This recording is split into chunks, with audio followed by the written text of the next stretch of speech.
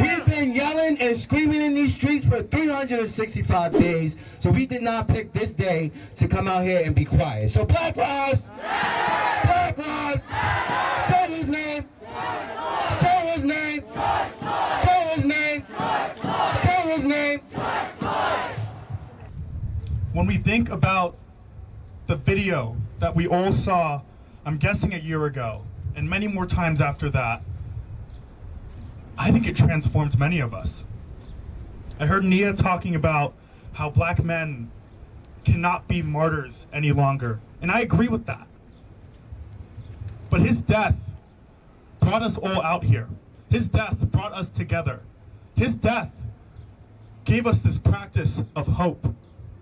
We really do have a chance to not just reform the system, but defund from the system and reinvest back into our communities. Whether it's mental health, whether it's our public schools, whether it's affordable housing. And I know you don't want to hear from another politician, but we need to do everything in our power to fight for the change that we deserve to live in. It's George Floyd Day, and I took some time today to process my emotions. I've been upset with myself that it took George Floyd dying to awaken my fight. That George Floyd's murder allowed me to see the deep-rooted hate, injustice, strategically planned oppression, and purposeful suffering that black people go through because of white supremacy. But when I woke up, so did a lot of other people. I've marched with hundreds of thousands of people, I've attended and organized many demonstrations, and I have been an active voice for black liberation and a better world. From police brutality to foster youth, to trans lives, to all of these important issues that should not have been at the bottom of the totem pole to begin with. But it's because of all of you and the organizers especially, who day in and day out, in the hottest days to the coldest nights, as they said in that chant, took to these streets, getting arrested, not for show, not for fun, but for truly people who need representation. And I'm proud to stand with all of these people and be a part of this movement, because without you all, $1 billion would not have left the NYPD's budget, and they would not be having a conversation still about the reform that we need in the police department and all over the world. Even though we still have a lot of work to do, we truly did create change. I actually feel like breaking down all week. I haven't really had the strength that I usually display when going against the courts, when going against the police, when going against the government that says, shut up and take what we give you. Period. Well, we're not shutting up. In fact, Black Lives Matter! Black Lives Matter! Black Lives Matter! And until Black lives do matter, we will be here. In every city. George Floyd didn't just get murdered so that we can just lay down. My brother didn't just take his life. He was pushed. And so many others. How many people realize how close we really are? Not just because we come out to these protests, which brings closeness. A lot of people don't even know Sandra Bland is my cousin. Whoa. Our lives is taken, and we don't even realize how close we are to it. Tomorrow I might be hashtag. Tomorrow it might be one of us. So let today count. Let's be very clear about what has taken place this past year. We saw the death of a man and the truth about a nation that we all should already know. Because history has shown us that before George Floyd, there was Emmett Till.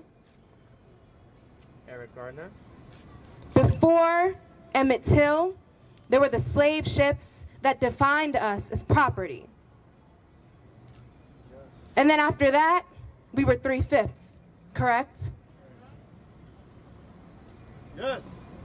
So tell me how it is possible that for 400 years of oppression, 400 years of systemic racism, somehow we have reached a point where one case and the conviction of one officer means that we have undone white supremacy.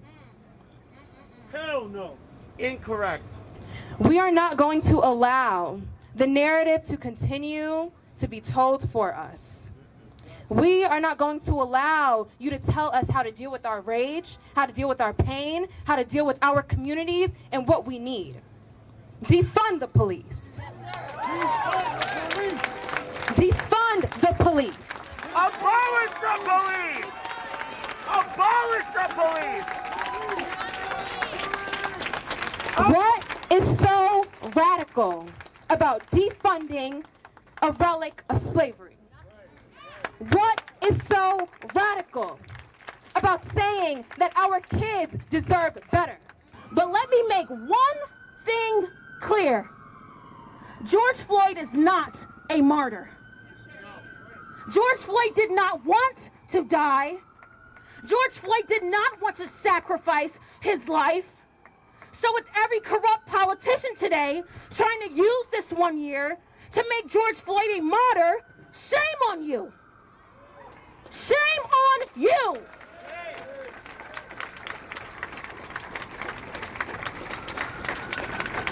Black people don't want to be martyrs.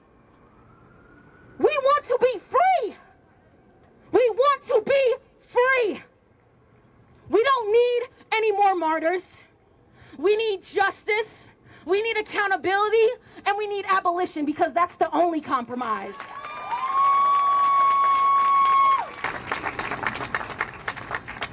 Those that have gone before us, they fought.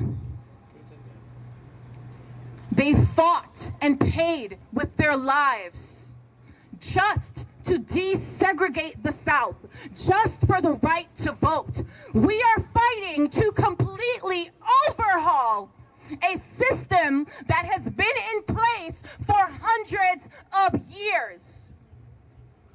If you thought we were going to achieve that in a year or even 2 years, you have no idea what you're in. We are the people.